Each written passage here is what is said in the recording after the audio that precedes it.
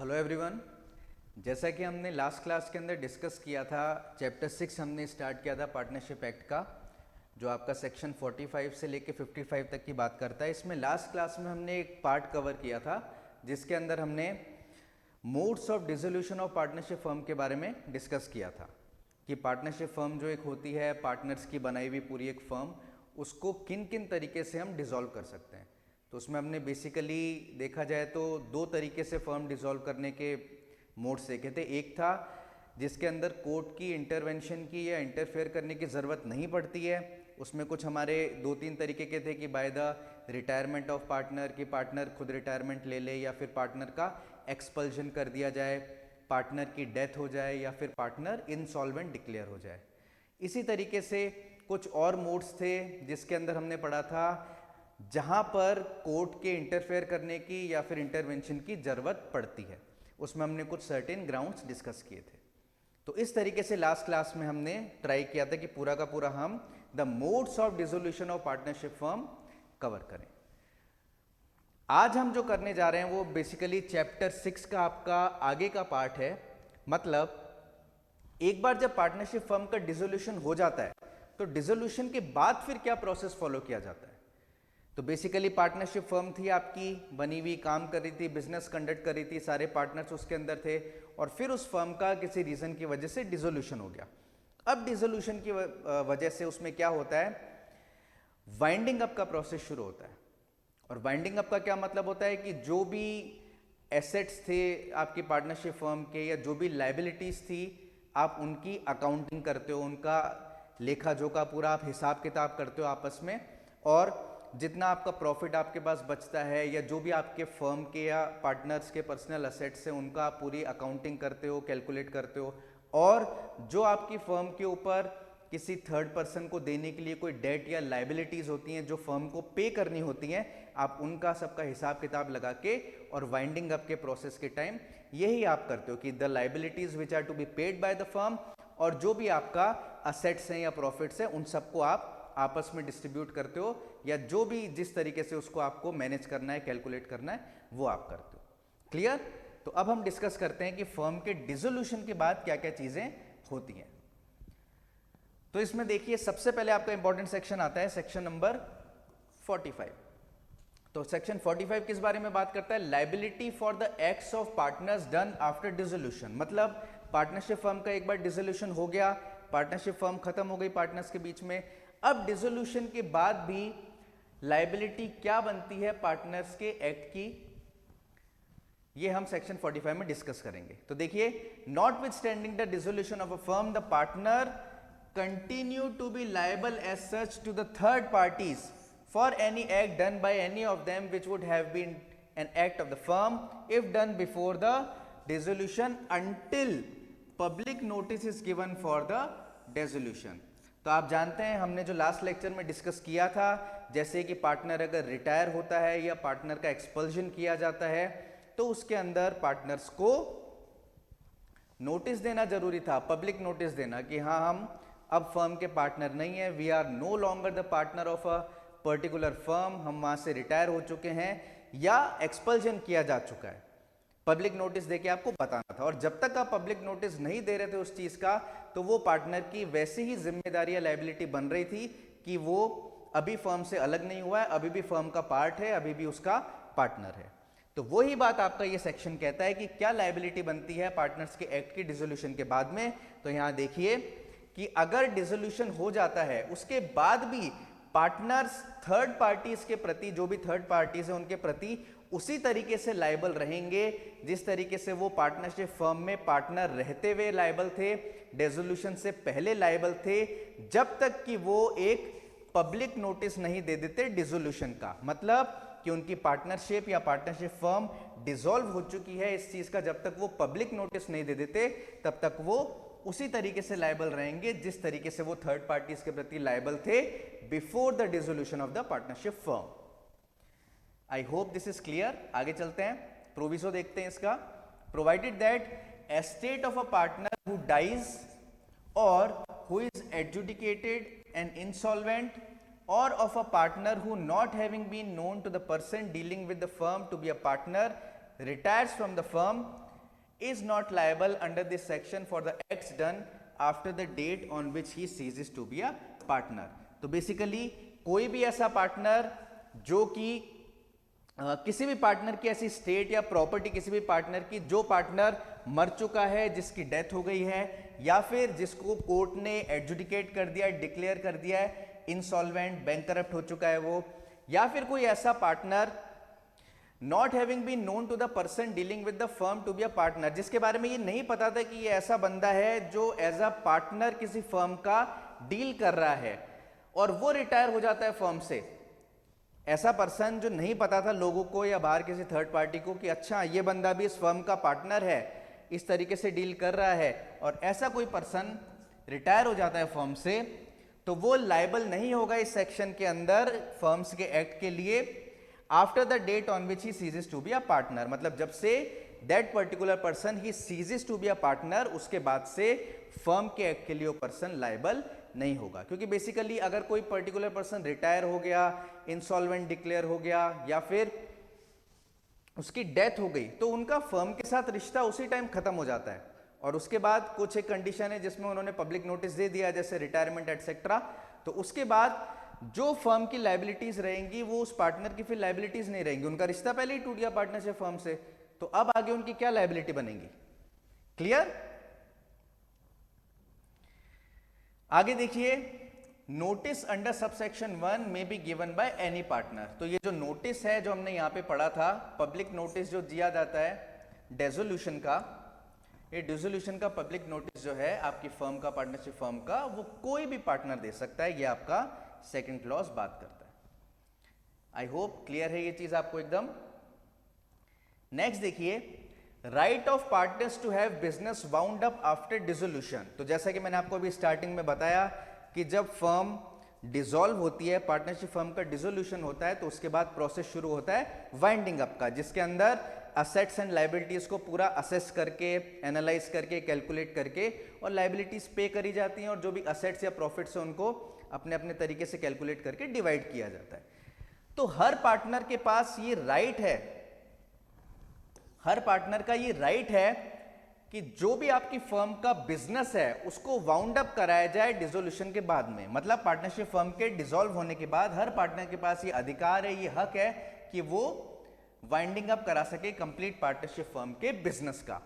तो देखिए हम यहां पढ़ते हैं, on the dissolution of a firm every partner और हिज रिप्रेजेंटेटिव, हर पार्टनर या उसका रिप्रेजेंटेटिव एंटाइटल्ड है as against all the other partners और देयर रिप्रेजेंटेटिव।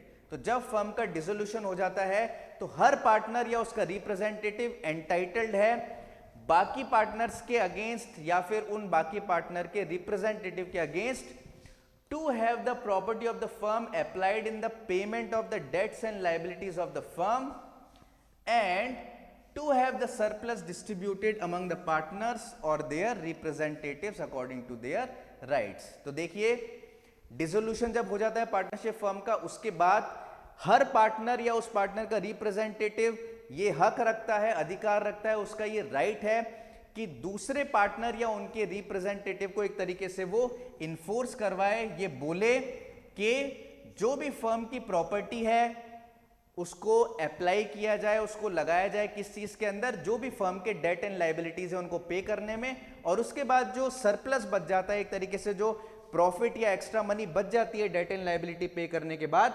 वो सारे पार्टनर्स में उनके प्रपोर्शन के अकॉर्डिंग, रेशियो के अकॉर्डिंग डिस्ट्रीब्यूट कर दिया जाए। तो ये हर पार्टनर का हक है कि वो वाउंड अप करके और इस तरीके से दूसरे पार्टनर्स को बोल सकता है, ये चीज एनफोर्स करा सकता है। क्लियर? नेक्स्ट देखिए आपका section number 47 which talks about continuing authority of partners for the purpose of winding up. अब जैसा कि हम जानते हैं डिसोल्यूशन ऑफ फर्म हुआ, अब वाइंडिंग अप का प्रोसेस शुरू होगा। तो वाइंडिंग अप के प्रोसेस के टाइम भी पार्टनर्स की कई चीजों में कंटिन्यूइंग अथॉरिटी रहती है। मतलब फर्म डिसॉल्व होती है तो पार्टनर्स का आपस में रिश्ता खत्म हो गया, अब फर्म नहीं रही तो उनके बीच में पार्टनरशिप भी नहीं रही, अब वो पार्टनरशिप फर्म खत्म। लेकिन वो रिश्ता जो पार्टनरशिप का था, पार्टनरशिप फर्म की वजह से, जो डिसोल्यूशन होने की वजह से खत्म हो गया, उसके बाद भी during the process of winding up कुछ कंटिन्यूइंग अथॉरिटी पार्टनर्स के पास रहेंगी, और वो क्या क्या रहेंगी हम डिस्कस करते हैं। देखिए, after the dissolution of the firm the authority of each partner to bind the firm and the other mutual rights and obligation of partners continue notwithstanding the dissolution. मतलब चाहे dissolution हो गया हो, उसके बाद भी firm की जो अथॉरिटी है या जो dissolution firm the authority of each partner, जो हर पार्टनर की अथॉरिटी है फर्म को बाइंड करने की, और आपस में उनकी जो म्यूचुअल राइट्स एंड ऑब्लिगेशंस हैं। आपको ध्यान होगा हमने फर्स्ट या सेकंड क्लास में जब स्टार्ट करी थी पार्टनरशिप एक्ट की, सबसे पहले हमने यही पढ़ा था कि पार्टनर्स के आपस में एक दूसरे के साथ, एक दूसरे के प्रति क्या क्या म्यूचुअल राइट्स एंड लायबिलिटीज हैं। वही बात ये सेक्शन कर रहा है यहाँ पे इस बारे में कि डिसोल्यूशन के बाद भी जो पार्टनर की अथॉरिटी होती है फर्म को बाइंड करने की, या फिर जो म्यूचुअल राइट्स एंड ऑब्लिगेशन या लायबिलिटीज होती हैं पार्टनर्स की एक दूसरे के प्रति, वो कंटिन्यू रहती हैं डिसोल्यूशन के बाद भी, so far as may be necessary to wind up the affairs of the firm and to complete the transaction begin but unfinished at the time of the dissolution but not otherwise. तो ये इनकी जो authority रहती है या mutual obligation and right रहते हैं वो कब तक रहते हैं? डिसोल्यूशन के बाद भी, जब तक कि वाइंड अप का प्रोसेस पूरा नहीं हो गया, वाइंड अप का अफेयर पूरा नहीं हो गया और नेसेसरी है वाइंड अप के प्रोसेस के दौरान कोई राइट या लायबिलिटी होना, एंड ऑल्सो अगर कोई ऐसी ट्रांजैक्शन है, ऐसी कोई ट्रांजैक्शन है जो कि इनकम्प्लीट रह गई है, जो आपके वाइंडिंग अप के, जो आपके डिसोल्यूशन ऑफ फर्म के प्रोसेस से पहले शुरू हुई थी लेकिन बीच में डिसोल्यूशन हो गया फर्म का और वो इनकम्प्लीट रह गई, पूरी नहीं हुई है, उसमें भी जो पार्टनर्स हैं उनकी वही राइट्स एंड लायबिलिटीज रहेंगी। तो मैं आपको एक एग्जांपल से समझाता हूं। फॉर एग्जांपल,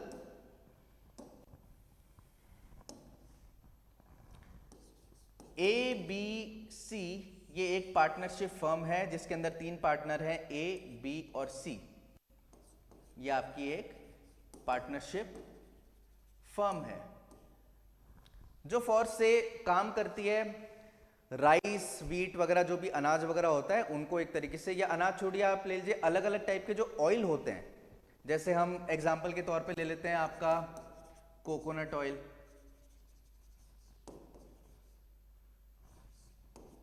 कोकोनट ऑयल हो गया आपका, या आपका जैसे मस्टर्ड ऑयल हो गया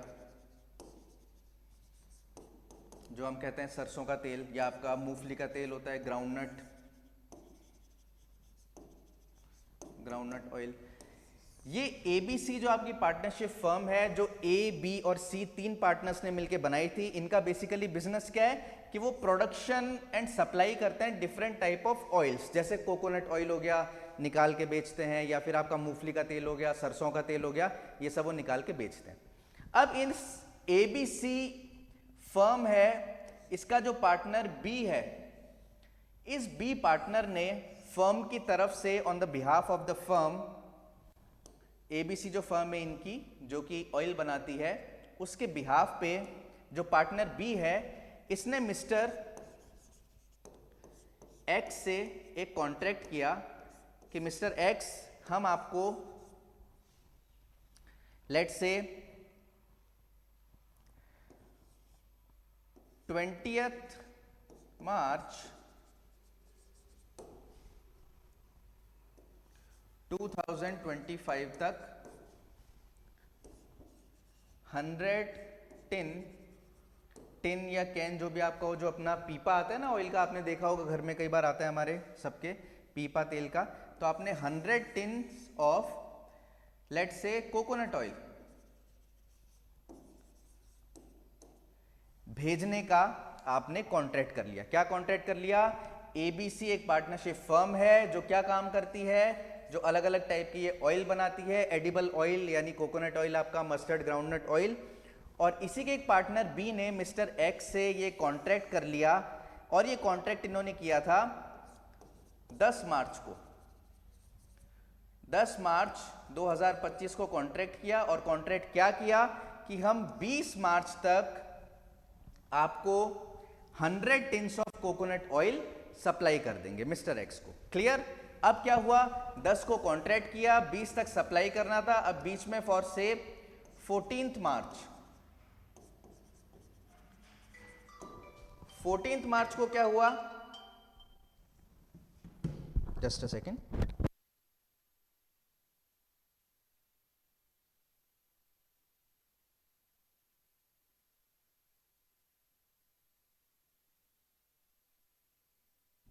फोर्टींथ मार्च को क्या हुआ, 14 मार्च को इनकी पार्टनरशिप फर्म डिसॉल्व हो गई, यानी ये एबीसी जो पार्टनरशिप फर्म थी 14 मार्च को ये डिसॉल्व हो गई। तो अब देखिए जो हमने उस सेक्शन में पढ़ा था, अब इनकी एक इनकम्प्लीट या अनफिनिश्ड ट्रांजैक्शन रह गई है जो कि वाउंड अप होने से पहले, डिसोल्यूशन होने से पहले स्टार्ट हुई थी और खत्म होने का जो टाइम था उसके बीच में आपकी डिसॉल्व हो गई पार्टनरशिप फर्म। तो इस केस में भी जो पार्टनर्स हैं उनकी राइट और लायबिलिटी सबकी सब इंटैक्ट रहेगी, वैसे की वैसी बनेगी और वो उसी तरीके से लायबल होंगे, उसी तरीके से जिम्मेदार होंगे जो फर्म के डिसॉल्व होने से वो पहले थे। इस चीज को ध्यान से आप रीड करिए एक बार, जो मैंने आपको अभी चीज समझाई है। To complete the transaction begin but unfinished at the time of the dissolution. Clear? तो ये mutual rights and obligation partners के कंटिन्यू रहेंगे चाहे फर्म डिसॉल्व भी हो जाए। किन दो केसेस में? तो पहला केस हमने इसके अंदर पढ़ा, पहला केस पढ़ा कि जब वो वाइंड अप करने के प्रोसेस में या वाइंड अप करने के अफेयर में कोई चीज नेसेसरी है तब, और दूसरा अगर कोई ऐसी ट्रांजैक्शन है जो अनफिनिश्ड या इनकम्प्लीट रह गई है, जो कि डिसोल्यूशन होने से पहले स्टार्ट हुई थी, बीच में डिसोल्यूशन हो गया और वो बाकी है, तो इस केस के अंदर भी सेम राइट्स एंड ऑब्लिगेशंस रहेंगे पार्टनर्स के। क्लियर? नेक्स्ट देखिए इसका प्रोविजो क्या कहता है। Provided that the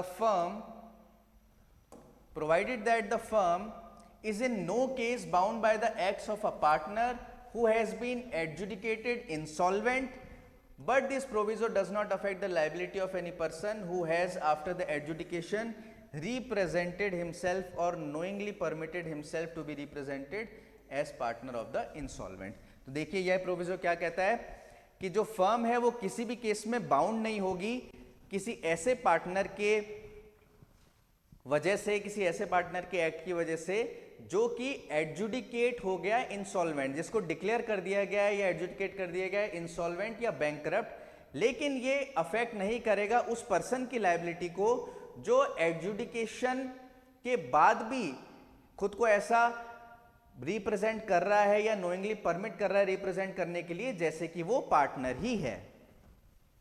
clear? I hope this provision is clear.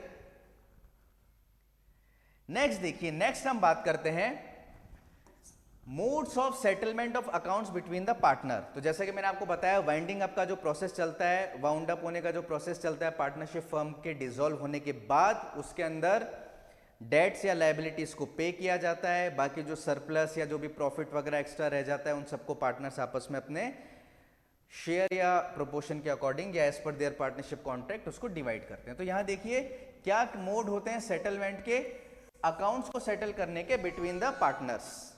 तो ये हम यहां पे सेक्शन 48 के अंदर देखते हैं।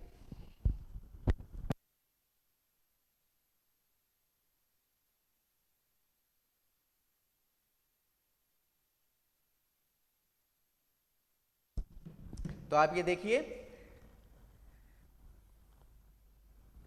in settling the accounts of a firm after the dissolution the following rules shall subject to the agreement by the partners be observed। तो देखिए ये चीज हम हर जगह पढ़ते हुए आ रहे हैं कि पार्टनरशिप एक्ट के अंदर subject to the agreement by the partners, मतलब पार्टनरशिप एक्ट के प्रोविजन फॉलो करे जाएंगे, लेकिन अगर किसी चीज के ऊपर पार्टनर्स ने आपस में अग्रीमेंट या कॉन्ट्रैक्ट कर रखा है तो वो कॉन्ट्रैक्ट या अग्रीमेंट आपके पार्टनरशिप एक्ट के ऊपर प्रिवेल करेगा। लेकिन आपको इस चीज का भी ध्यान रखना है कि उस अग्रीमेंट या कॉन्ट्रैक्ट में जो पार्टनर्स ने आपस में किया है कोई भी ऐसी चीज नहीं होनी चाहिए, कोई भी ऐसा क्लॉज, टर्म्स एंड कंडीशन, कुछ भी जो पार्टनरशिप एक्ट के कॉन्ट्राडिक्टरी बात करे या उसके किसी प्रोविजन को कॉन्ट्रावीन करे।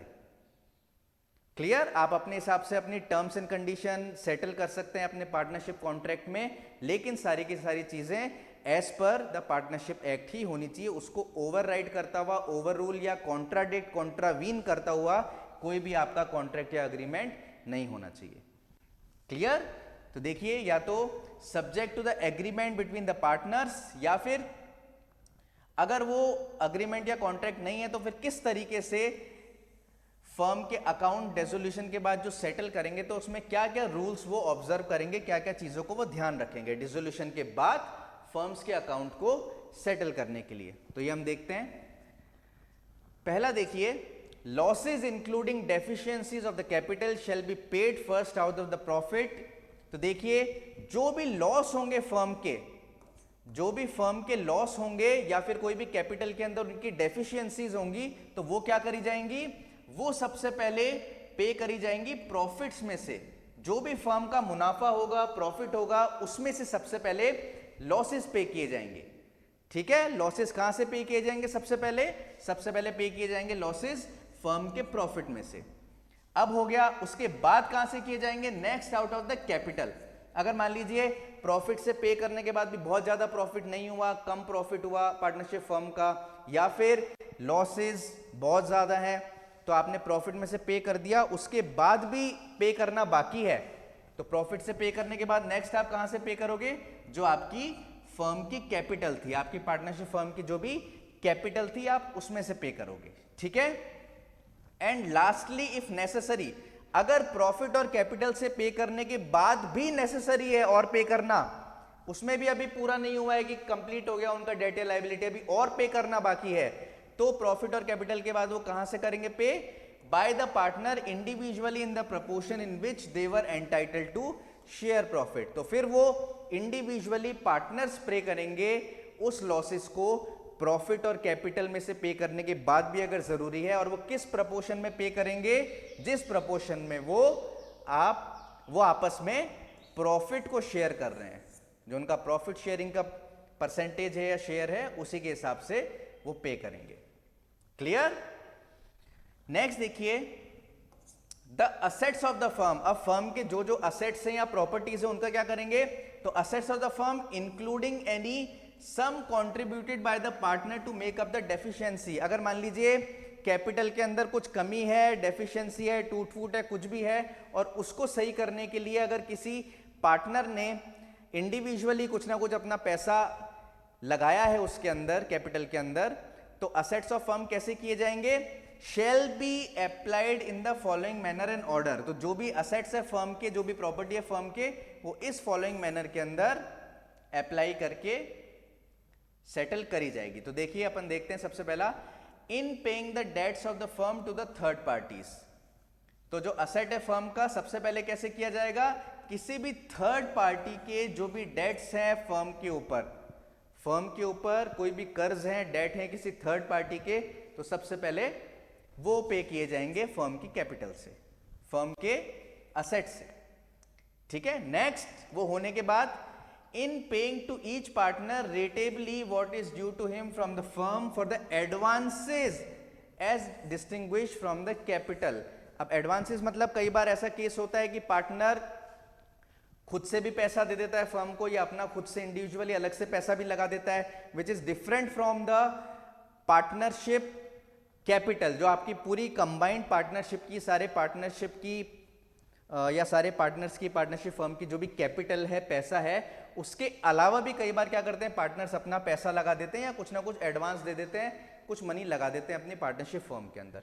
तो इस केस के अंदर सबसे पहले तो थर्ड पार्टीज को डेट पे किए जाएंगे आपकी जो भी पार्टनरशिप फर्म है उसके असेट्स में से, और वो करने के बाद हर पार्टनर को जिसने की कोई एडवांसेस लगाए हैं या कोई पैसे वगैरह एक तरीके से लगाए हैं फर्म के, उसको रेटेबली दिया जाएगा। रेटेबली मतलब कि मान लीजिए पार्टनर ए है, बी है और सी है, जो ये तीनों एबीसी फर्म वाले हैं, और ए ने लगाया था मान लीजिए 1 lakh,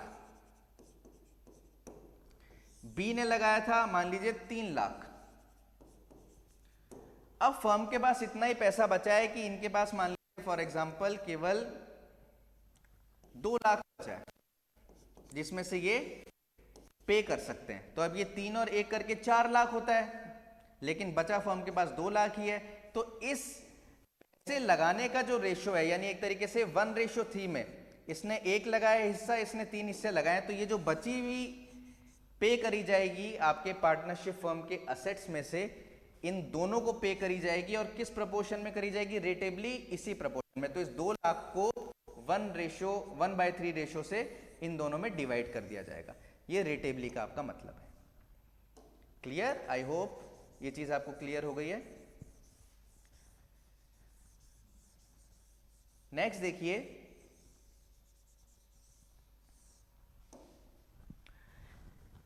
in paying to each partner ratably what is due to him on account of the capital। और ये एडवांसेस को पे करने के बाद हर पार्टनर को रेटेबली पे किया जाएगा जो भी उसको ड्यू है उस कैपिटल के अकाउंट पे। ठीक है, जो भी कैपिटल है आपकी पार्टनरशिप फर्म की, उसके अकॉर्डिंग रेटेबली हर पार्टनर को पे किया जाएगा। एडवांसेस पे करने के बाद हर पार्टनर को रेटेबली जो भी उसको अकाउंट में ड्यू है। Clear?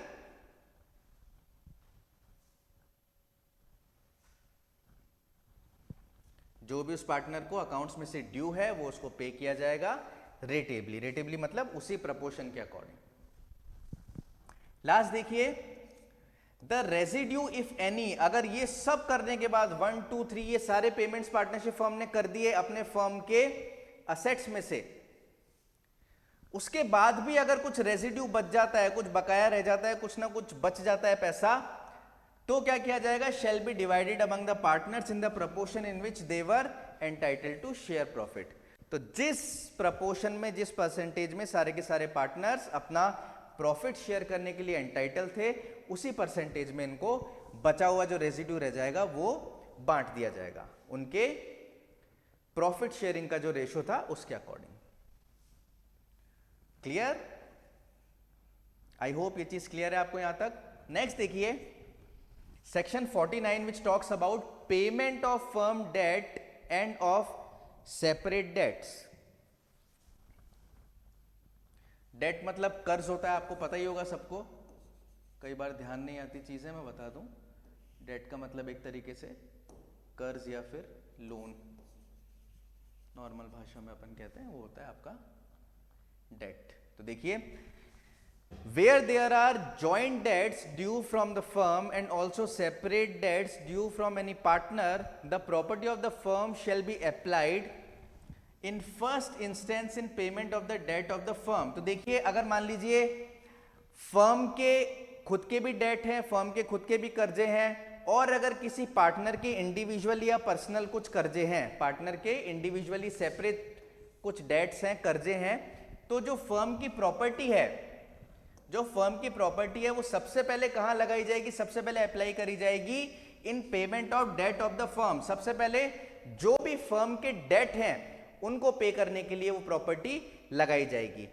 And if there is any surplus, और वो पार्टनरशिप फर्म के डेट को पे करने के लिए पैसे लगाएंगे और उसके बाद भी पैसा अगर बच जाएगा, उसके बाद भी अगर पैसा बच जाएगा, कोई सरप्लस पैसा बच जाएगा, तो वो लगाया जाएगा।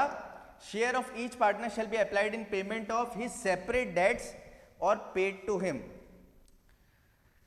फर्म का जो कर्जा था सबसे पहले उसको चुकाने के लिए लगाया जाएगा पैसा,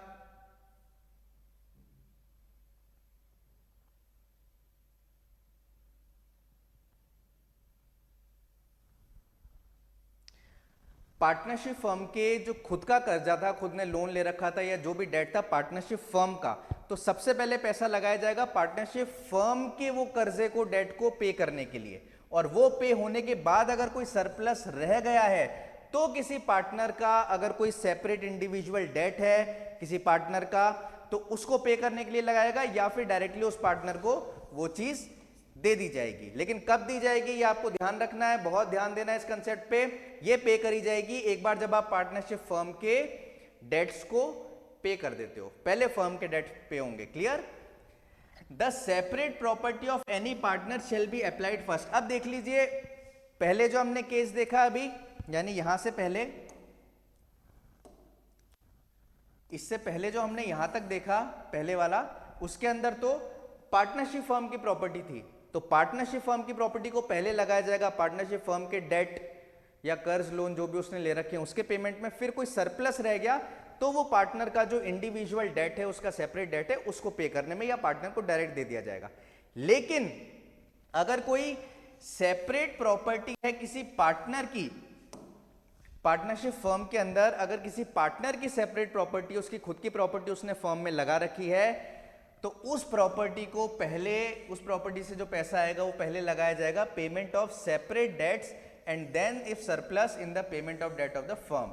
तो अगर उस पार्टनर की खुद की प्रॉपर्टी है कोई, उसकी पर्सनल, जो उसने पार्टनरशिप फर्म में लगा रखी थी, तो उसको बेच के जो पैसा आएगा वो पहले उस पार्टनर के डेट जो है सेपरेट इंडिविजुअल डेट, उनके पेमेंट के लिए काम आएगा, लगाया जाएगा। और उस पार्टनर के इंडिविजुअल सेपरेट डेट पे हो जाते हैं, फिर कुछ सरप्लस बच जाता है, तो आपके जो फर्म्स के डेट बचेंगे उनको पे करने में लगाया जाएगा। क्लियर? तो यहां पे आपको सीधा सा ध्यान रखना है, अगर फर्म की प्रॉपर्टी है तो फर्म की प्रॉपर्टी से जो पैसा आएगा वो पहले फर्म के डेट को पे करने के लिए लगाया जाएगा, फर्म के जो लोन है उनको पे करने के लिए लगाया जाएगा अगर फर्म की प्रॉपर्टी है। और फिर फर्म के डेट पे करने के बाद कुछ बच गया तो जो उसके पार्टनर्स हैं उनके इंडिविजुअल या सेपरेट कुछ डेट्स हैं उनको पे किया जाएगा उस फर्म की प्रॉपर्टी के पैसे से। लेकिन दूसरा केस क्या है कि अगर फर्म के अंदर किसी पार्टनर की अपनी इंडिविजुअल सेपरेट प्रॉपर्टी है जो उसने फर्म में लगा रखी है, लेकिन उसकी खुद की प्रॉपर्टी है, वो फर्म की कॉमन प्रॉपर्टी नहीं है, तो उस केस के अंदर जो पैसा आएगा उस इंडिविजुअल पार्टनर की प्रॉपर्टी को बेच के वो पहले लगाया जाएगा उसी पार्टनर के कोई भी अगर इंडिविजुअल सेपरेट डेट हैं उनको पूरा करने में, चुकाने में, पे करने में, और फिर कुछ सरप्लस एक्स्ट्रा बच गया देन लगाया जाएगा फर्म के जो डेट्स है उनको पे करने में। क्लियर? दोनों में अपोजिट सी चीजें हैं, ये आपको ध्यान रखनी है। आई होप क्लियर है आपको। नेक्स्ट देखिए, personal profit earned after dissolution. तो देखिए हमने एक पर्सनल प्रॉफिट से रिलेटेड यहां पे मेंशन भी है, सेक्शन 16 पढ़ा था, आपको ध्यान होगा 16 का क्लॉज ए कि if a partner derives any profit for himself from any transaction of the firm, अगर कोई पार्टनर अपने खुद के लिए कुछ प्रॉफिट अपना पर्सनल डिराइव कर लेता है फर्म के किसी ट्रांजैक्शन से, या फिर यूज ऑफ द प्रॉपर्टी और business connection with the firm और फर्म नेम, या फिर वो फर्म की कुछ प्रॉपर्टी यूज करके, फर्म का नाम यूज करके, या फिर फर्म के किसी बिजनेस को यूज करके, फर्म के किसी कॉन्टैक्ट या कनेक्शन को यूज करके। समझ आ रहा है आपको? अगर कोई भी पार्टनर अपना इंडिविजुअल पर्सनल कोई प्रॉफिट डिराइव कर लेता है किसी ऐसे ट्रांजैक्शन से जो बेसिकली फर्म का ट्रांजैक्शन है, या फर्म का नाम यूज करके, फर्म के कॉन्टैक्ट्स यूज करके, कनेक्शन या फर्म की प्रॉपर्टी यूज करके, अगर वो कोई पर्सनल अपने लिए प्रॉफिट डिराइव कर लेता है, तो क्या था इसके अंदर, he shall account for that profit and pay to the firm. तो वो जो पर्सनल प्रॉफिट उसने डिराइव किया है खुद के लिए फर्म का इस्तेमाल करके, वो उसके बारे में अकाउंट देगा, बताएगा उस चीज को, और जो भी पैसा उसने प्रॉफिट डिराइव किया है वो फर्म को वापस पे करेगा। ये आपका था सेक्शन 16 का क्लॉज ए। तो इसी का रेफरेंस यहां पे आएगा। तो देखिए, personal profit earned after dissolution, तो फर्म का डिसोल्यूशन हो गया पार्टनरशिप फर्म का, उसके बाद अगर किसी पार्टनर ने कोई पर्सनल प्रॉफिट अर्न किया है, तो देखिए subject to the contract between the partners, यही चीज यहां पे आ गई जो हम बार बार पढ़ रहे हैं कि अगर पार्टनर्स ने इससे रिलेटेड कोई ना कोई कॉन्ट्रैक्ट बना रखा है कि भाई पर्सनल प्रॉफिट डिराइव हुआ तो उस केस में ऐसा किया जाएगा, कोई क्लॉज है, तो वो आपका जो कॉन्ट्रैक्ट है पार्टनर्स के बीच में वो प्रिवेल करेगा। लेकिन अगर ऐसा कोई कॉन्ट्रैक्ट नहीं है, then provision of clause A of section 16, यही वाला ए ऑफ सेक्शन 16 हमने जस्ट जो अभी डिस्कस किया है, ये वाला, ये अप्लाई करेंगे, shall apply to transaction by any surviving partner or by the representative of deceased partner. Dissolution हो गया, उसके बाद जो सर्वाइविंग पार्टनर है या कोई डिजीज पार्टनर का रिप्रेजेंटेटिव है, उसके ऊपर जो आपका सेक्शन 16 का क्लॉज ए है, यहां जो चीज अप्लाई हो रही है वही सेम चीज अप्लाई होगी। Undertaken after the firm is dissolved on account of death of partner and before its affairs have been completely wound up. तो ठीक है, अगर कोई पार्टनर की डेथ हो गई है और फर्म वाउंड अप होने वाली है, लेकिन अभी वाउंड अप हुई नहीं है, डिसॉल्व हो गई है, वाउंड अप होना बाकी है, तो उस बीच में अगर कोई भी डिजीज पार्टनर का रिप्रेजेंटेटिव या फिर कोई भी सर्वाइविंग पार्टनर है, वो क्या करते हैं, वो अगर अपना कोई पर्सनल प्रॉफिट डिराइव कर लेते हैं, टाइम देखिएगा, डिसोल्यूशन हो गया है लेकिन अभी वाइंडिंग अप नहीं हुआ है। वाइंडिंग अप नहीं हुआ है मतलब कि अभी भी जो फर्म के असेट्स हैं और लाइबिलिटीज हैं उनको अच्छे से एनालाइज करके कैलकुलेट वगैरह नहीं किया है और वो प्रोसेस वाइंडिंग अप का बाकी है। और इस दौरान बीच में कोई भी डिजीज पार्टनर का रिप्रेजेंटेटिव या फिर कोई भी सर्वाइविंग पार्टनर वो क्या करता है, फर्म का नाम, फर्म की प्रॉपर्टी, फर्म के कनेक्शंस या कुछ भी जो फर्म की ट्रांजैक्शन है उसमें कहीं ना कहीं यूज करके अपना खुद का पर्सनल फायदा, पर्सनल प्रॉफिट कर लेता है। तो वो क्या करेगा, वो as per section 16A same provision यहां लग जाएगा। इसका मतलब जो भी उसने प्रॉफिट अर्न किया है, डिराइव किया है इस दौरान, वो उसका अकाउंट देगा, फर्म को बताएगा, फर्म को उसके बारे में, बाकी पार्टनर्स को उसके बारे में बताएगा कि मैंने ऐसे ऐसे पर्सनल प्रॉफिट डिराइव किया है, और जो भी जितना प्रॉफिट वो डिराइव करेगा, जो भी पैसा, वो फर्म को वापस देगा। क्लियर? आगे देखिए इसका proviso, provided that where any partner और his representative has bought the goodwill of the firm, nothing in this section shall affect his right to use the firm name. लेकिन अगर कोई भी ऐसा पार्टनर है फर्म का, मतलब फर्म डिसॉल्व हो गई है और वाइंडिंग अप का प्रोसेस बाकी है, पार्टनरशिप फर्म डिसॉल्व हो चुकी है, यानी पार्टनरशिप का जो रिलेशन था पार्टनर्स के बीच में वो खत्म हो गया है, लेकिन डिसोल्यूशन के बाद और वाइंडिंग अप से पहले अगर कोई भी पार्टनर या उसका रिप्रेजेंटेटिव उस पार्टनरशिप फर्म की गुडविल को खरीद लेता है, तो गुडविल खरीदने के बाद ये प्रोविजन अप्लाई नहीं होगा और वो फर्म का नाम फिर यूज कर सकता है अपने पर्सनल फायदे के लिए। क्लियर? अब तो उसने गुडविल ही खरीद ली, तो अब गुडविल खरीदने के बाद तो वो आराम से फर्म का नाम अपने पर्सनल फायदे है जो भी चाहे वो कर सकता है। अब तो खरीद लिया उसने सारा कुछ। गुडविल का मतलब क्या होता है आप सबको पता होगा, ये बेसिक से टर्म है आपके बिजनेस और जो कॉमर्स वगैरह उसमें काफी यूज होती है।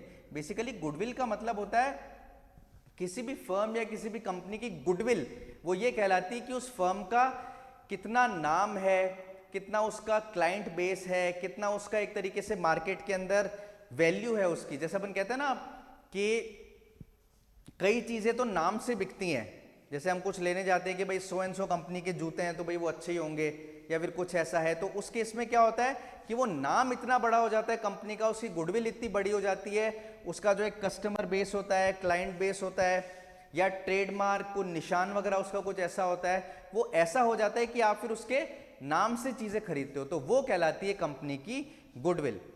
तो आप ऐसा जानते हैं कि जब हम आजकल मतलब काफी टाइम से एडिडास, नाइकी वगैरह ये सब बहुत बड़े बड़े नाम है, तो हम कई बार देखते हैं कि जो ये फर्स्ट कॉपीज बनती हैं या फिर जो ऐसे डुप्लीकेट नकली सामान बेचते हैं, तो उस पर वो क्या करते हैं, एडिडास का एक नकली सा ठप्पा लगाने की ट्राई करते हैं, या नाइकी, प्यूमा वगैरह का थोड़ा नकली सा ठप्पा लगाने की काम करते हैं, और वो ठप्पा लगा के वो उस चीज को बेचते हैं, क्योंकि उनको पता है कि हम किसी और चीज का ठप्पा या नाम लगाएंगे तो ग्राहक इतनी आसानी से खिंचा नहीं आएगा, वो नहीं लेगा चीज। लेकिन क्योंकि इन कंपनीज की गुडविल इतनी ज्यादा है, इतना इनका नाम है कि इनके नाम से अगर हम कोई नकली चीज भी बेचेंगे तो ग्राहक एक बार उसको कि भाई एडिडास का है, अच्छा ये चलो ले लो, इस तरीके से वो ले लेगा। तो ये बेसिकली किसी फर्म की या कंपनी की गुडविल होती है। क्लियर? तो मान लीजिए कि ये ABC जो फर्म थी, तीन दोस्तों ने मिलकर बनाई थी, हम इतने टाइम से एग्जांपल लेते आ रहे हैं, आपको पता ही होगा, ये चाय अच्छी बनाता है, ये स्नैक्स अच्छे बनाता है, और इसका कैपिटल या जमीन वो इसकी थी, है ना। तो अब ये ABC रेस्टोरेंट नाम से इतना फेमस हो गया, मान लीजिए जयपुर के अंदर, और जयपुर में ये ABC रेस्टोरेंट नाम से इतना फेमस हो गया, इसने अपनी पूरे जयपुर में 5-6 ब्रांचेस खोल दी, बहुत फेमस हो गया। मतलब लोग कहते हैं कि भाई आपको दोस्तों के साथ बैठना है और दोस्तों के साथ बैठ के आपको चाय नाश्ता करना है, चाय पकोड़े, चाय समोसे आपको खाना है दोस्तों के साथ बैठ के, तो जयपुर में सबसे अच्छी जगह कौन सी है, ABC जो रेस्टोरेंट है वो सबसे अच्छी जगह है। तो लोग वहीं पे जाते हैं, ABC के नाम से आ रहे हैं लोग, कहीं पर भी हो, जयपुर के किसी भी कोने में। ये हो गई उसकी गुडविल। तो मान लीजिए ABC के पार्टनर अभी मिस्टर A, मिस्टर B और मिस्टर C हैं, लेकिन अब इन्होंने अपनी फर्म किसी और को बेच दी, तो फर्म का नाम अभी ABC चल रहा है, लेकिन अब इसके partner mister A, mister B, mister C नहीं है, अब इसके partner mister X, mister Y और मिस्टर Z हैं। पार्टनरशिप फर्म यानी कि जो रेस्टोरेंट है उसका नाम सेम है, ABC रेस्टोरेंट, पर पहले partner mister A, mister B, mister C थे, और अब इस रेस्टोरेंट के पार्टनर्स हैं mister X, mister Y, mister Z। तो अब गुडविल अगर ये खरीदते हैं तो ये हो सकता है इसका नाम चेंज ना करें और वो एबीसी रेस्टोरेंट नाम से ही आगे ब्रांचेस चलाते रहे, अपना रेस्टोरेंट चलाते रहे सेम एबीसी के नाम से, क्योंकि उनको पता है कि हमने एबीसी का नाम चेंज करके अगर XYZ रेस्टोरेंट रख दिया तो हो सकता है जो हमारे इस नाम की वजह से इतने ग्राहक खींचे आ रहे हैं, इतना कस्टमर बेस बना हुआ है, वो खत्म हो जाए। तो जो पहले से इतनी अच्छी पहचान बनी हुई उसी को हम कंटिन्यू करते हैं, उसी गुडविल को हम आगे चलाते हैं। तो ये आपका बेसिकली गुडविल का कंसेप्ट है, ये आपका गुडविल होता है। क्लियर? केवल आपको थोड़ा सा बताना था कि गुडविल क्या होता है, बाकी इतना डिटेल में हमें नहीं जाना। ये हमने सेक्शन 50 अच्छे से डिस्कस कर लिया। अब हम चलते हैं सेक्शन 51 पे, जो बात करता है return of premium on pre mature dissolution. तो देखिए प्रीमियम क्या होता है, बेसिकली आप सबको पता है, आप लोग इंश्योरेंस के प्रीमियम भरते हो या इस तरीके की आप चीजें भरते हो, एक पर्टिकुलर सम ऑफ मनी या अमाउंट ऑफ मनी आपको रेगुलरली भरना पड़ता है किसी न किसी चीज के अंदर। तो जैसे हम अगर इंश्योरेंस का प्रीमियम भरते हैं तो बेसिकली पर्टिकुलर पैसा हम हर साल 2 साल में कितने भी उस इंश्योरेंस के प्रीमियम में भरते हैं, जिससे कि जब भी हमें जरूरत पड़े, गाड़ी की इंश्योरेंस, लाइफ इंश्योरेंस, जब भी हमें जरूरत पड़े तो क्योंकि हम रेगुलरली कोई प्रीमियम भर रहे हैं, पैसा दे रहे हैं उसके अंदर, तो हमें जरूरत पड़ने पे जो हमने पॉलिसी ली है उसके अकॉर्डिंग हमें पैसा मिल सके, हम उसको यूज कर सकें।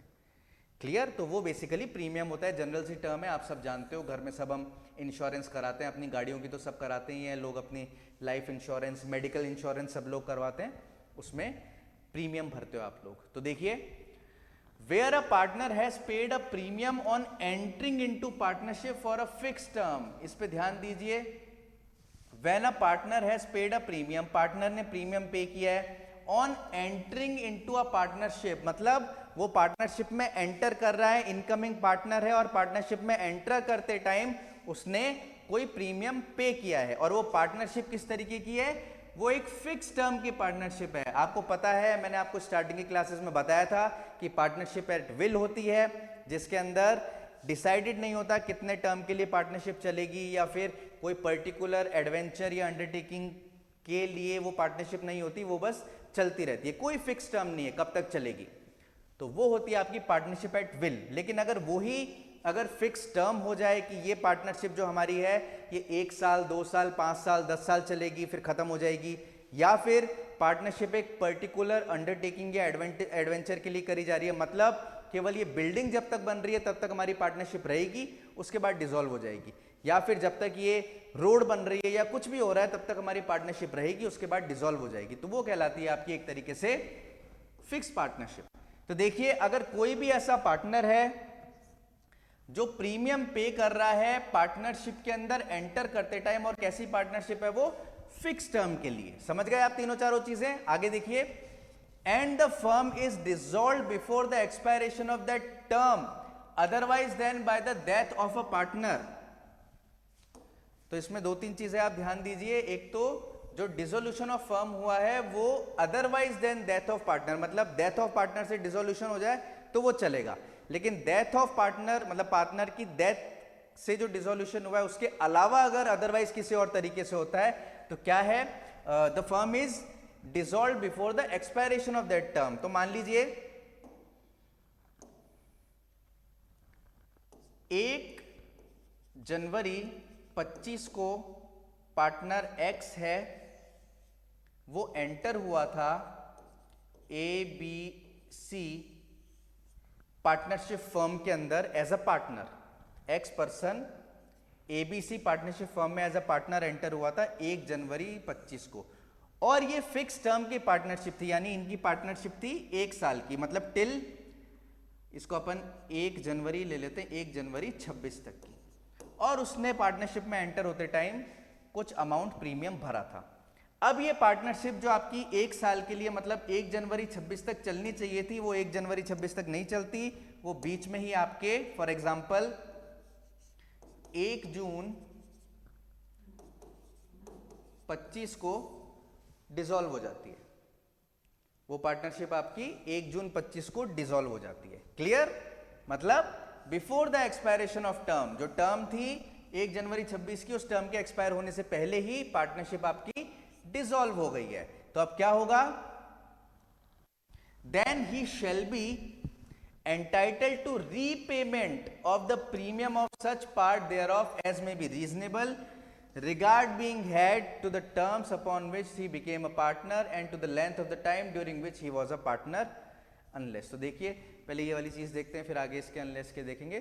तो ये बात ये करता है कि मान लीजिए वो 1 साल की पार्टनरशिप के लिए कुछ पर्टिकुलर, मान लीजिए 12,000 रुपए, 1 साल की पार्टनरशिप के लिए वो 12,000 रुपए का प्रीमियम देके एंटर हुआ था एज अ पार्टनर। टर्म था 1 साल का कि 1 साल तक पार्टनरशिप चलेगी, लेकिन बीच में 6 महीने बाद ही वो पार्टनरशिप डिसॉल्व हो जाती है। तो इसमें यह बताया गया है कि उसको वो एंटाइटल रहेगा, वो पार्टनर जो एंटर हुआ था, फॉर द रीपेमेंट, कि उसको रीपेमेंट करा जाए उस प्रीमियम का जितना उसका प्रीमियम बाकी रह गया है। तो वो 12,000 1 साल के लिए आया था, 6 महीने में उसकी डिसॉल्व हो गई है, तो बाकी उसका कितना रह गया, 6,000 रुपया रह गया, क्योंकि 6 महीने बाकी थे डिसॉल्व होने में टर्म के अकॉर्डिंग, तो वो उसको पे कर दिया जाएगा। ठीक है, और रिगार्ड किस चीज में दिया जाएगा, मतलब क्या क्या चीजें कंसीडर करी जाएंगी वो करते टाइम, जो भी टर्म्स, जिस टर्म्स के अकॉर्डिंग वो पार्टनर, या जो भी लेंथ या ड्यूरेशन जिसके अकॉर्डिंग वो पार्टनरशिप फर्म में एंटर हुआ था। क्लियर, ऐसा किया जाएगा unless the dissolution is mainly due to his own misconduct. तो ऐसा किया जाएगा मतलब उसका जो प्रीमियम का अनपेड अनयूटिलाइज जो रह गया है पैसा, जैसा मैंने अभी आपको एग्जांपल दिया, 1 साल का था यानी 12 महीने का, और वो 12,000 का प्रीमियम देके पार्टनरशिप में एंटर हुआ था, 6 महीने पार्टनरशिप चली और अर्ली डिसॉल्व हो गई, तो बाकी उसका 6,000 रुपए बाकी रह गया, तो वो उसको पैसा दे दिया जाएगा। अनलेस, कब नहीं दिया जाएगा, तो इसके अंदर पहला पॉइंट कहता है the dissolution is mainly due to his own misconduct. अगर वो पार्टनरशिप फर्म का डिसोल्यूशन उसके खुद के किसी मिसकंडक्ट की वजह से हुआ है, जो ये पार्टनर है ना जो एंटर किया है आपका प्रीमियम देके, उसके खुद के किसी मिसकंडक्ट की वजह से फर्म का डिसोल्यूशन हुआ है, या फिर the dissolution is in pursuance of an agreement containing no provision for the return of premium और एनी पार्ट ऑफ इट। तो या तो उसके पार्टनर के खुद के मिसकंडक्ट की वजह से डिसोल्यूशन हुआ है फर्म का, या फिर फर्म का डिसोल्यूशन हुआ है ऐसे किसी अग्रीमेंट के परसुएंस में, ऐसे किसी अग्रीमेंट की वजह से जिसके अंदर प्रीमियम को रिटर्न करने का कोई क्लॉज या कोई प्रावधान स्पेसिफिकली नहीं था। तो इन 2 केसेस के अंदर उस पार्टनर को रिटर्न नहीं मिलेगा, अदरवाइज उसको रिटर्न मिल जाएगा, वो एंटाइटल है रिटर्न लेने के लिए। क्लियर। नेक्स्ट हम देखते हैं rights where partnership contract is rescinded for fraud or representation. क्या राइट्स रहते हैं अगर पार्टनरशिप का जो कॉन्ट्रैक्ट है वो रेसिंड हो जाता है, कैंसिल हो जाता है एक तरीके से, फ्रॉड या मिस रिप्रेजेंटेशन की वजह से। तो देखिए इसमें क्या है, हम डिस्कस करते हैं provision. Where a contract creating a partnership, देखिए पार्टनरशिप क्रिएट करने वाला कॉन्ट्रैक्ट जो हमने पढ़ा था, आप जानते हैं एज पर सेक्शन 4 पार्टनरशिप एक कॉन्ट्रैक्ट से क्रिएट होती है, एक रिलेशन बिटवीन द पार्टनर्स है जो कॉन्ट्रैक्ट या अग्रीमेंट से बनता है। तो ऐसा पार्टनरशिप का जो कॉन्ट्रैक्ट है, पार्टनरशिप क्रिएट करता हुआ कॉन्ट्रैक्ट, वो अगर रेसिंड हो जाता है, कैंसिल हो जाता है, वो on the ground of fraud or misrepresentation of any of the parties thereto, मतलब उस कॉन्ट्रैक्ट की कोई भी पार्टी है, इसका मतलब पार्टनर्स है ना, तो पार्टनर्स के किसी भी फ्रॉड या मिसरिप्रेजेंटेशन से अगर वो पार्टनरशिप का जो कॉन्ट्रैक्ट है वो रेसिंड हो जाता है, तो क्या होगा, the party entitle to rescind is without prejudice to any other right entitle. तो पार्टीज किस चीज के लिए एंटाइटल होंगी, चीजें देखिए हम यहां पे देखते हैं किन चीजों के लिए एंटाइटल होगी। To a lien on or a right of retention or the surplus of assets of the firm remaining after the debts of the firm have been paid for any sum paid by him for the purchase of the share in the firm and for any capital contributed by him. Lien मतलब होता है एक तरीके से right to retain या right to have possession.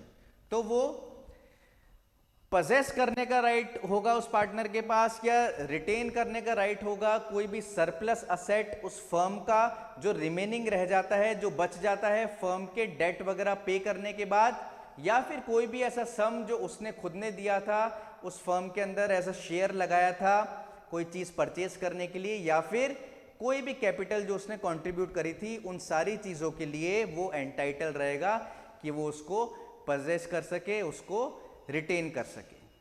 Clear. Next देखिए, to rank as a creditor of the firm in respect of any payment made by him towards the debt of the firm. अब अगर वो partner, मतलब partnership का जो contract है वो रेसिंड हो चुका है, वो कैंसिल हो चुका है, खत्म हो चुका है, जो पार्टनरशिप का इनका कॉन्ट्रैक्ट था सारे पार्टनर्स का। तो पार्टनर क्रेडिटर भी बन सकता है फर्म के लिए उस पेमेंट के लिए जो उसने फर्म के डेट चुकाने के लिए खुद से दी थी। पार्टनर ने फर्म के डेट चुकाने के लिए अगर खुद से कोई पेमेंट करी थी, पैसा दिया था, तो उस संदर्भ में उसके अकॉर्डिंग वो पार्टनर उस फर्म का क्रेडिटर भी बन सकता है, क्योंकि बेसिकली उसने खुद पैसा दिया है फर्म के डेट पे करने के लिए, तो अब फर्म की एक तरीके से जिम्मेदारी बनती है उसको पैसा वापस देना, तो वो फर्म का क्रेडिटर माना जाएगा। To be indemnified by the partner or partners guilty of the fraud or misrepresentation against all the debt of the firm. तो जो भी पार्टनर फ्रॉड और मिसरिप्रेजेंटेशन के लिए गिल्टी हैं वो इंडेमनीफाई करेंगे द अदर पार्टनर्स को, जो अदर इनोसेंट पार्टनर्स हैं वो सफर ना करें, इसलिए उनको इंडेमनीफाई किया जाएगा। जो गिल्टी फ्रॉड और मिसरिप्रेजेंटेशन करने वाले पार्टनर्स हैं उनकी तरफ से। Clear? I hope this is clear, easy था। नेक्स्ट देखिए, right to restrain from use of firm name और firm property.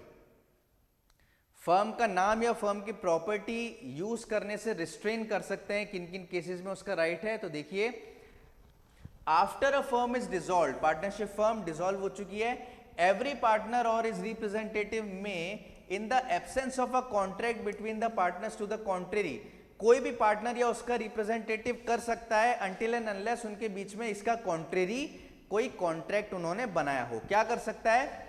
restrain any other partner or representative from carrying out a similar business in the firm name or from using any of the property of the firm for his own benefit until the affairs of the firm have been completely wound up। मतलब partnership firm का हो गया dissolution, अब कोई भी partner है उसके पास ये राइट रहेगा कि वो किसी दूसरे पार्टनर या उसके रिप्रेजेंटेटिव को रिस्ट्रेन कर सके, रोक सके, किन चीजों के लिए? कि वो कोई सिमिलर बिजनेस फर्म के नाम पे या फिर फर्म की प्रॉपर्टी को यूज करते हुए अपने खुद के पर्सनल बेनिफिट के लिए ना कर पाए। जब तक कि फर्म का जो वाइंडिंग अप का प्रोसेस है वो कंप्लीटली पूरा नहीं हो जाता, फर्म कंप्लीटली वाउंड अप नहीं हो जाती, तब तक हर पार्टनर के पास राइट है कि वो दूसरे पार्टनर या उसके रिप्रेजेंटेटिव को रिस्ट्रेन कर सके कि फर्म डिसॉल्व हो गई है, अभी वाइंडिंग अप का प्रोसेस बाकी नहीं हुआ है, वाइंडिंग अप का प्रोसेस बाकी है, इस बीच में तुम कोई फर्म से सिमिलर बिजनेस या फर्म का नाम यूज करते हुए, फर्म की प्रॉपर्टी यूज करते हुए अपने खुद के फायदे के लिए बिजनेस नहीं कर सकते, तो पार्टनर रोक सकता है। लेकिन किस केस में नहीं रोक सकता? अगर इस चीज के कॉन्ट्रेरी इन पार्टनर्स के बीच में कोई पहले से कॉन्ट्रैक्ट हो, मतलब पार्टनर्स ने पहले से कॉन्ट्रैक्ट कर रखा है कि ऐसे ऐसे अगर फर्म डिसॉल्व हो जाएगी तो डिसॉल्व होने के बाद सॉरी, कोई भी पार्टनर चाहे तो वो फर्म की प्रॉपर्टी, फर्म का नाम यूज करते हुए खुद के सिमिलर बिजनेस रन कर सकता है, अपने फायदे के लिए बिजनेस कर सकता है। क्लियर? आगे देखिए, provided that where any partner or his representative has bought the goodwill of the firm, nothing in this section shall affect his right to use the firm name। हमने जस्ट 2 सेक्शन पहले ये same चीज पढ़ी थी कि अगर कोई भी पार्टनर है उसने फर्म की गुडविल को ही परचेज कर लिया है, गुडविल को ही खरीद लिया है, तो अब वो आराम से फर्म का नेम यूज कर सकता है। अब कोई भी पार्टनर दूसरा या कोई भी चीज उसको रोक नहीं सकती, रिस्ट्रेन नहीं कर सकती फर्म का नाम यूज करने से, क्योंकि उसने गुडविल ही खरीद ली है। क्लियर? नेक्स्ट देखिए, agreement in restraint of trade. ये हम ड्यूरिंग द क्लासेस कई बार डिस्कस कर चुके हैं। Agreement in restraint of trade हम बीच बीच में कई बार पढ़ चुके हैं, हम फिर से एक बार डिस्कस कर लेते हैं। पार्टनर्स में अपॉन और in anticipation of dissolution of the firm make an agreement that. तो देखिए, पार्टनर्स में, पार्टनर्स चाहें तो अपॉन और in anticipation of dissolution of firm, या तो फर्म का डिसोल्यूशन होने पर या इन एंटिसिपेशन, मतलब ऐसी कुछ संभावना उन पार्टनर्स को लग रही है कि फर्म का डिसोल्यूशन हो सकता है, तो पार्टनर्स चाहें तो डिसोल्यूशन होने के बाद या जब उनको ऐसी संभावना लग रही है, एंटिसिपेशन लग रहा है कि फर्म का डिसोल्यूशन हो सकता है, वो क्या कर सकते हैं? वो आपस में एक अग्रीमेंट बना सकते हैं। किस तरीके का agreement? That some or all of them will not carry on a business similar to that of the firm within a specified period or within specified local limits। तो देखिए, अगर पार्टनर्स चाहें तो फर्म डिसॉल्व होने के बाद या जब उनको एंटिसिपेशन है, ऐसा आभास हो रहा है, ऐसा लग रहा है कि पार्टनरशिप फर्म डिसॉल्व हो सकती है, तो वो चाहें तो दूसरे पार्टनर्स के साथ ऐसा कॉन्ट्रैक्ट कर सकते हैं कि कोई भी दूसरा पार्टनर डिसोल्यूशन के बाद फर्म का सिमिलर बिजनेस कैरी नहीं करेगा एक पर्टिकुलर पीरियड के लिए या एक पर्टिकुलर स्पेसिफाइड लिमिट के अंदर। जैसे कि फर्म डिसॉल्व हुई, उसके बाद आपने कॉन्ट्रैक्ट में लिख दिया कि फर्म जिस दिन डिसॉल्व होगी उसके 1 साल के अंदर अंदर कोई भी फर्म का सिमिलर टाइप का बिजनेस खुद से नहीं करेगा, या फिर पर्टिकुलर लोकेलिटी, यानी कि पहले आपकी फर्म मान लीजिए मालवी नगर में थी, तो आपने ये आपके कॉन्ट्रैक्ट में अग्रीमेंट में आपने अग्रीमेंट में ये बना लिया कि अगर जब भी फर्म डिसॉल्व होगी तो मालवी नगर एरिया जो लोकेलिटी है उसके अंदर सिमिलर टाइप का बिजनेस कोई भी नहीं करेगा। ठीक है, तो ऐसा आप अग्रीमेंट बना सकते हैं। And notwithstanding anything contained in section 27 of the Indian contract act, such agreement shall be valid if the restriction imposed are reasonable. मतलब हम पहले भी डिस्कस कर चुके हैं, section 27 of Indian contract act बात करता है कि अगर इस टाइप का अग्रीमेंट, कोई भी agreement in restraint of trade किया जाता है तो वो अपने आप में वॉइड होता है। मतलब आप किसी के साथ भी ऐसा अग्रीमेंट नहीं कर सकते कि तुम एक पर्टिकुलर टाइप का बिजनेस नहीं करोगे या फिर इतने समय तक नहीं करोगे, इस जगह पे नहीं करोगे, ऐसा आप अग्रीमेंट किसी के साथ रिस्ट्रेंट ऑफ ट्रेड में नहीं कर सकते। अगर आप करते हो तो वो वॉइड हो जाता है as per section 27 of Indian contract act. ये हम कई बार डिस्कस कर चुके हैं। लेकिन पार्टनरशिप एक्ट ये बोलता है कि अगर ऐसा कोई अग्रीमेंट पार्टनर्स आपस में करते हैं एक दूसरे के बीच में तो वो कंप्लीटली वैलिड होगा, उस पे section 27 of Indian contract act नहीं लगेगा और वो वॉइड नहीं होगा, वो वैलिड रहेगा। ऐसा अग्रीमेंट जो रिस्ट्रेंट ऑफ ट्रेड करता है पार्टनर्स के बीच में बना हुआ है वो वैलिड रहेगा। सेक्शन 27 इंडियन कॉन्ट्रैक्ट एक्ट की वजह से वो वॉइड नहीं होगा। क्लियर? आई होप क्लियर है आपको, एकदम सिंपल था ये। अब आज का लास्ट सेक्शन हमारे लेक्चर का, हमारी क्लास का, हम डिस्कस कर रहे हैं section 55 which talks about sale of goodwill after the dissolution, rights of buyer and seller of goodwill, agreement in restraint of trade. तो देखिए गुडविल क्या होती है, मैंने अभी आपको अच्छे से डिटेल में बताया था। मैंने आपको ABC और XYZ उनका एग्जाम्पल लेके भी बताया था कि ABC पार्टनरशिप फर्म का रेस्टोरेंट है, पहले उसके partner mister A, mister B, mister C थे और बाद में उसको खरीद लिया मिस्टर X, मिस्टर Y और मिस्टर Z ने। तो उन्होंने, क्योंकि अच्छी गुडविल थी उस ABC रेस्टोरेंट की, उस ABC फर्म की, तो उन्होंने कहा कि अच्छी गुडविल है, अच्छा क्लाइंट बेस है, कस्टमर अट्रैक्ट होते हैं, नाम चलता है, इसका नाम से बिकती है चीजें, तो काय को हम इसका नाम चेंज करें, उसको ABC चलने दो। तो उन्होंने उसकी गुडविल ही परचेस कर ली। और ऑल दो partner mister X, mister Y, mister Z हैं, लेकिन अभी भी वो पार्टनरशिप फर्म या वो रेस्टोरेंट ABC के नाम से ही चल रहा है। तो ये मैंने गुडविल आपको अच्छे से एक्सप्लेन करी थी। अब देखिए गुडविल की सेल के बारे में, डिसोल्यूशन के बारे में, या rights of buyer and seller of goodwill or agreement in restraint of trade. तो देखिए in settling the accounts of a firm after dissolution, firm के अकाउंट सेटल करने के लिए डिसोल्यूशन के बाद, डिसोल्यूशन हो गया पार्टनरशिप फर्म का, अब उसके अकाउंट सेटल किए जा रहे हैं।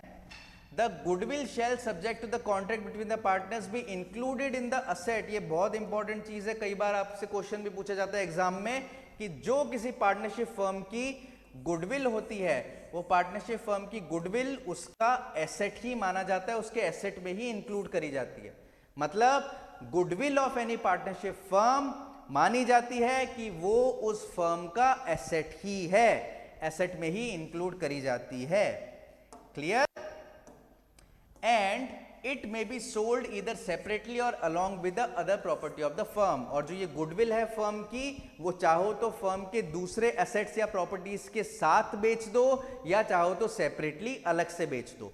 इसको आप बेच सकते हो, फर्म की गुडविल को बेच सकते हो, या तो सेपरेटली अलग से बेच दो या जो दूसरी प्रॉपर्टीज है फर्म की उनके साथ में बेच दो। क्लियर? अब आगे देखिए, where the goodwill of the firm is sold after dissolution, partnership firm का डिसोल्यूशन हो गया, अब उसकी गुडविल बेची जा रही है।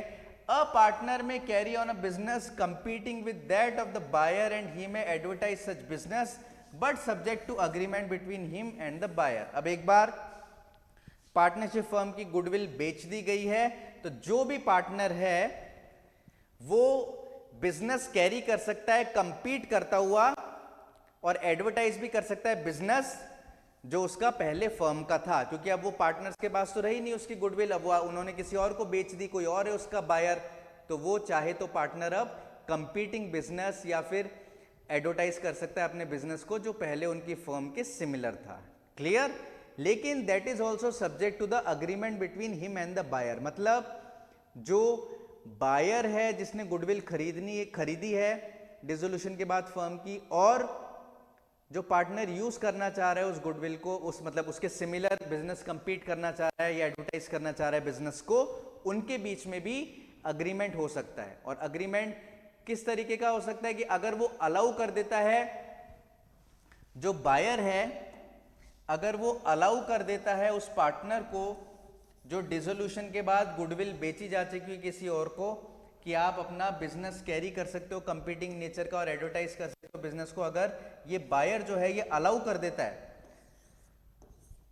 कोई बीच में इनके अग्रीमेंट बन जाता है और ये अलाउ हो जाता है, तब तो वो पार्टनर कर सकता है कंपीटिंग बिजनेस कैरी और एडवर्टाइज कर सकता है। लेकिन अगर वो नहीं किया जाता, कोई अग्रीमेंट नहीं है, तो डिसोल्यूशन के बाद अगर किसी बायर ने गुडविल खरीद ली तो वो जो पार्टनर है ही मे नॉट, वो नहीं करेगा, क्या नहीं करेगा, फर्म का नाम यूज नहीं करेगा, खुद को ऐसा रिप्रेजेंट नहीं करेगा जैसे वो फर्म का बिजनेस कैरी कर रहा है, ऐसा रिप्रेजेंट नहीं करेगा खुद को जैसे कि वो फर्म का ही बिजनेस आगे कैरी कर रहा है। या फिर solicit the custom of person who were dealing with the firm before is dissolution, firm के डिसोल्यूशन से पहले जो फर्म के खुद के कस्टमर्स थे, जो लोग थे उसके क्लाइंट थे, उनको वो अपनी तरफ लुभाएगा नहीं, अट्रैक्ट नहीं करेगा अपनी तरफ, किसी भी तरीके से वो उनको खींचेगा नहीं।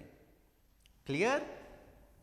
आगे देखिए, एनी पार्टनर में upon the sale of the goodwill of the firm make an agreement with the buyer that such partner will not carry on any business similar to that of the firm within a specified period or within a specified limit, and notwithstanding anything contained in section 21 of contract act, such agreement shall be valid if the restriction imposed are reasonable। तो देखिए इसमें क्या बात बोली गई है, similar सी है जो हम पहले भी पढ़ चुके हैं, कि कोई भी पार्टनर जब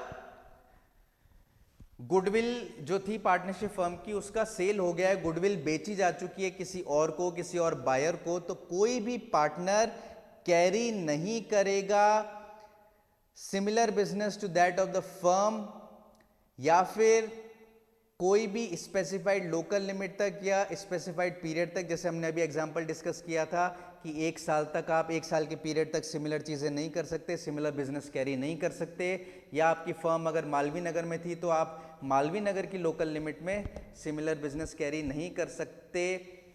इस टाइप का कोई भी अग्रीमेंट किया जा सकता है, बनाया जा सकता है बायर और उस पार्टनर के बीच में, और वो अग्रीमेंट बिल्कुल वैलिड माना जाएगा।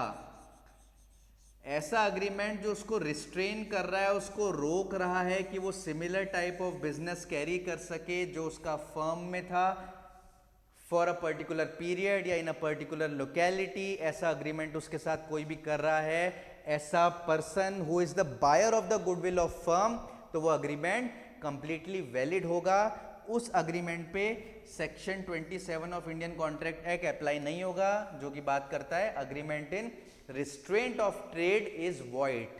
तो ऐसा अग्रीमेंट वॉइड नहीं होगा, ऐसा अग्रीमेंट आपका कंप्लीटली वैलिड रहेगा। अब इसके अंदर एक ही शर्त है, क्या शर्त है यहां पे देखिए, कि जो ऐसा अग्रीमेंट होगा वो तभी वैलिड माना जाएगा जब उसके अंदर जो भी रेस्ट्रिक्शंस इंपोज्ड है वो सारी की सारी रीजनेबल है। मतलब अगर आप उसको रिस्ट्रेन कर रहे हो ट्रेड करने से, बिजनेस करने से फॉर अ पर्टिकुलर पीरियड या particular in a particular locality similar type का बिजनेस करने से, तो अग्रीमेंट वैलिड रहेगा।